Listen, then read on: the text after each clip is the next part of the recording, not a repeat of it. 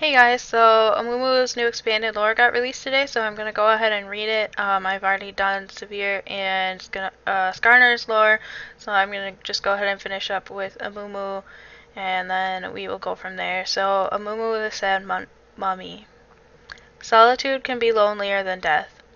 A lonely and melancholy soul from ancient Shurima, Amumu roams the world in search of a friend.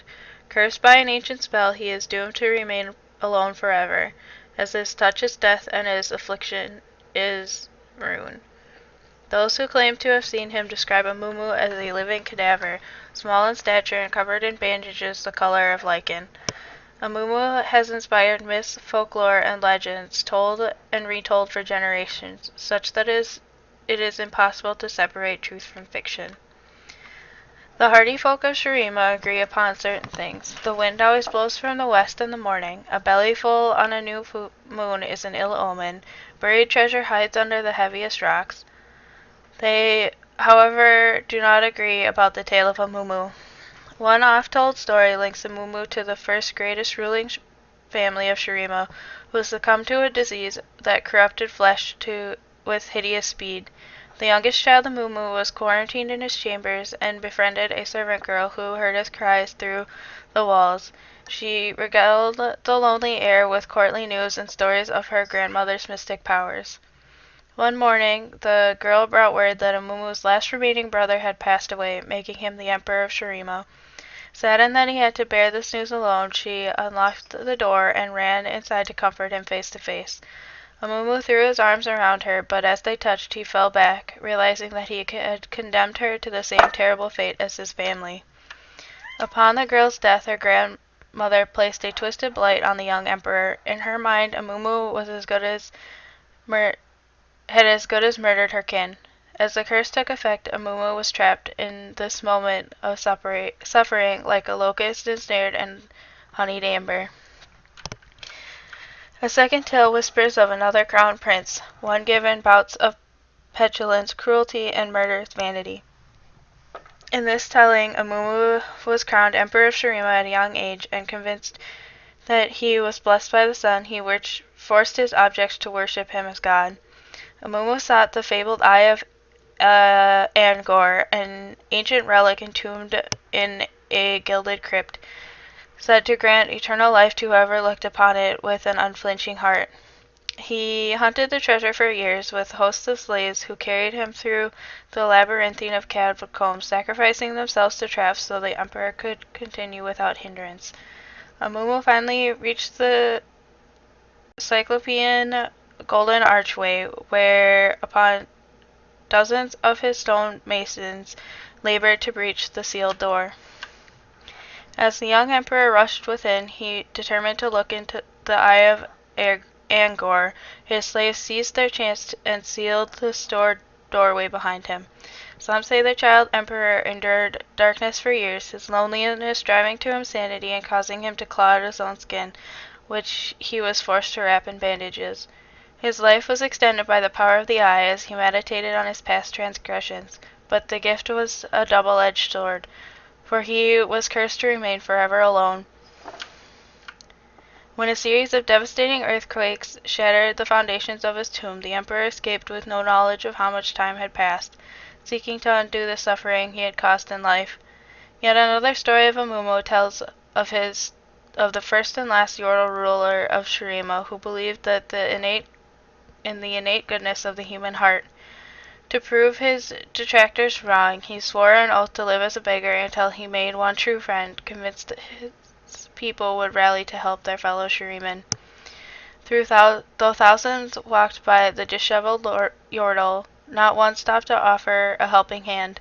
Amumu's sadness grew until he eventually died of a broken heart, but his death was not the end, for some swear the Yordle still wanders the desert, forever searching for someone who might restore his faith in humanity.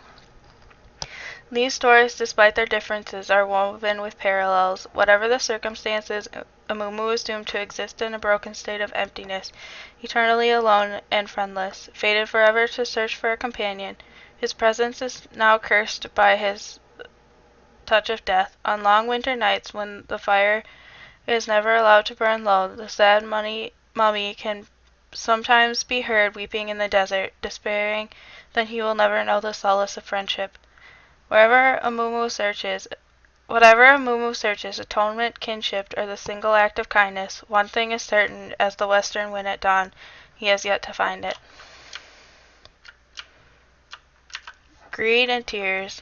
The gods were angry and shook the land. Cracks rent the earth, said the old Khaldun, his crag-featured face lit by the firelight. It was into one of these fissures that a young man ventured. He found an opening, an entrance to a tomb, hidden for the jackal knows how long.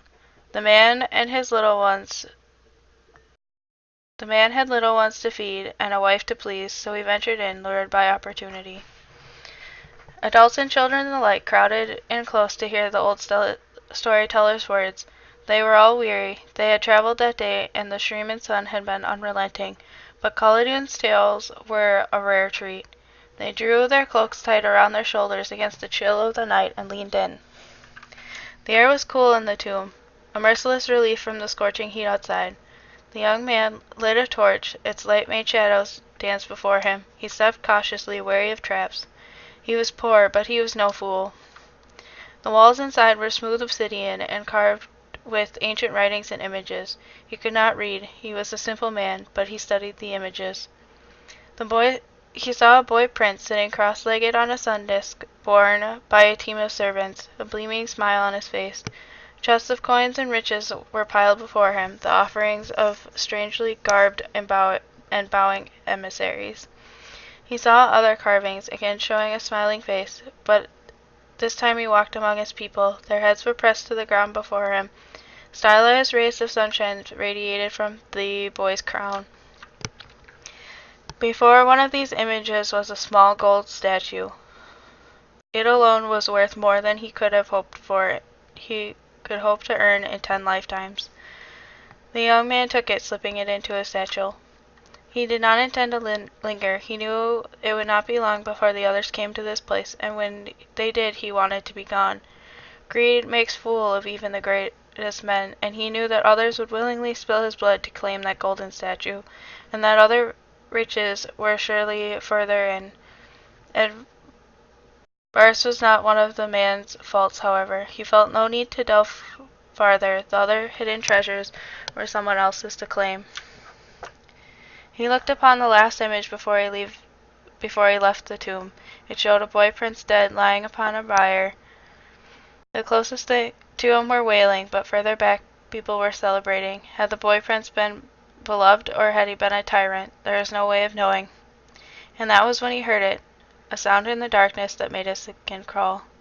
He looked around, wide-eyed, holding his torch up before him. Nothing. "Who's there?" he said. Silence was the only answer. The young man shook his head. "It's only the wind, you fool," he thought. "Nothing but the wind." Then he heard it again, more distinctly this time. A child was crying in the darkness further into the tomb. Heard anywhere else, his parental instinct would have gone to the sound, but here in the darkness, in the funeral tomb, he wanted to run, but he did not. The sobbing touched his heart, and it was filled with such misery and grief. Was it possible that there was another entrance to this tomb? Had a young boy found his way down here and become lost? Torch held high, he crept forward. The weeping continued, echoing faintly in the gloom.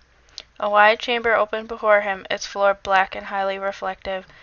Gold artifacts and jeweled inlaid walls glinted within. Gingerly he entered the room. He stepped back sharply as his heel sent ripples spreading across the floor. Water. The floor was not made of reflective obsidian, it was covered in water. Kneeling, he scooped a handful to its lip. He spat it out immediately. It was salt water, here in the heat of stream 1,000 leagues from the nearest sea. He heard the sound of the boy weeping once more, closer now. Holding his torch before him, the young man glimpsed at a shape at the edge of its light. It appeared to be a child sitting with its back to the man. Carefully he stepped into the room. The water upon the floor was not deep. The hairs on his back stood on end, and fear clutched his chest, yet he did not turn to run. "Are you lost?" he asked. He stepped closer. "How did you get here?" The shadow figure did not turn, but he did speak. I don't remember, he said. The sound swam from the young man, echoing off the walls. The boy spoke in an old dialect. His words were strange but understandable. I don't remember who I am. Be calm, child, said the man. All will be well. He stepped closer, and the figure resolved itself before him. His eyes widened. The shape before him was a god carved in onyx, none more.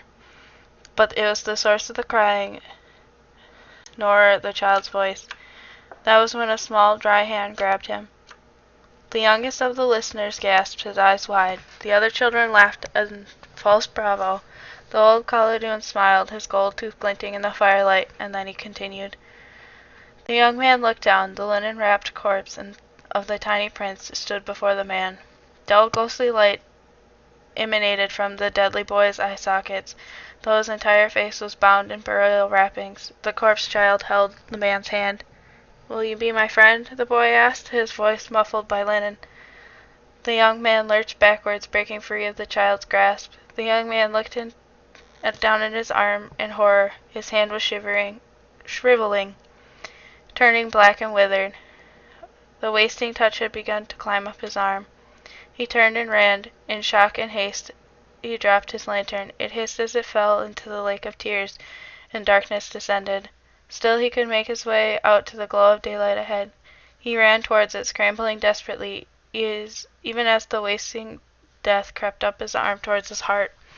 At any moment he expected to feel the deadly voice grasp upon him, but he did not. After what felt like eternity, but could only be a matter of heartbeats, he burst from the darkness into the desert heat once more. I'm sorry, echoed a mournful voice from the gloom behind him. I didn't mean to. And thus the tomb of Amumu was unearthed, said the old Khalidoon, and the deadly child released into the world. But everyone knows he isn't real, cried one of the children, the oldest of them, after a moment of silence. Amumu is real, said the youngest. He's wandering the land trying to find a friend. He's real, but he isn't a boy, said another. He's a yordle. The Khalidoon laughed. He pushed himself to his feet with the aid of a gnarled walking stick. I am old, and we have far to travel tomorrow. It is past time that I was abed. The audience began to dissipate, smiling and talking in low, familial voices, but the child did not move. She stared at the Khalidoon unblinking. Grandfather, he said, how did you lose your arm? The old Khalidoon looked down at the empty sleeve pinned to his shoulder and flashed the girl a grin. Good night, little one, he said with a wink. So that is the end of Amumu's lore. I have finished all the rest of them that have been released, and then I will also be reading the last two that still need to be put out, which is Ramus and then Talia. So I will do those when they come out, and I hope, and if you like this, you can leave a like and subscribe, and you can comment below if you have any suggestions or if you want to hear anybody specific, and I hope everybody has a good rest of the night.